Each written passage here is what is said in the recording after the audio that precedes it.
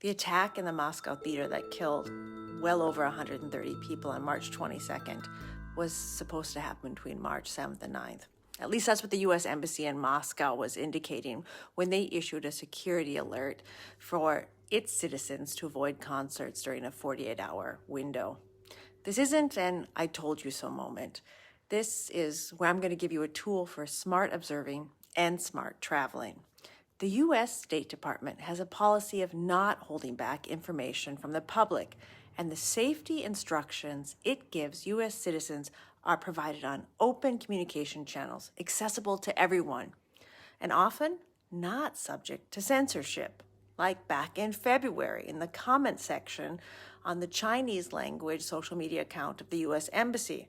Under one of their posts about wild giraffes in Africa, Chinese citizens use the comment section to criticize their own country.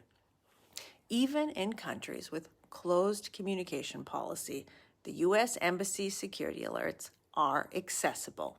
The U.S. government also shared information with Russian authorities in early March about the security risk, part of its long-standing duty to warn policy. The U.S. has a structured warning system, one that I observe and compare with other countries on a regular basis. This means claims from a Kremlin spokesperson that the U.S. warning of an attack shows that they were somehow involved just doesn't add up.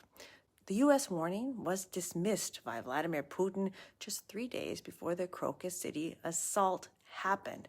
If you want to know more about the stability of a country or a region, look at the security alerts from the U.S. Embassy. Is the U.S. Embassy fully staffed, or are there only essential personnel there? On March 10th, the U.S. Embassy in Haiti announced that some of its personnel were being flown out.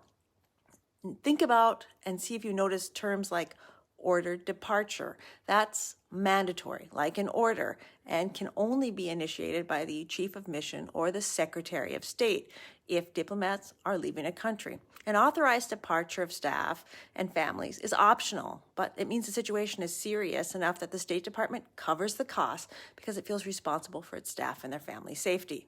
Security alerts from the U.S. Embassy are based on intelligence that is corroborated with its international partners and allies, even if these partners and allies don't tell their own citizens to leave a place.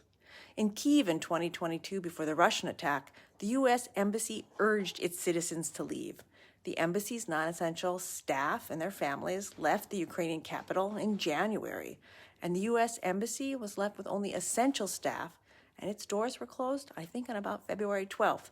Not all countries informed their citizens, even though the U.S. was sharing their intelligence information.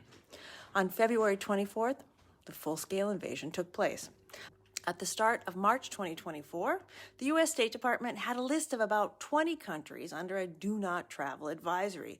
So if you want to know more about what's going on maybe in your home country, or you're not so sure about the stability of your government, check out what the State Department is saying.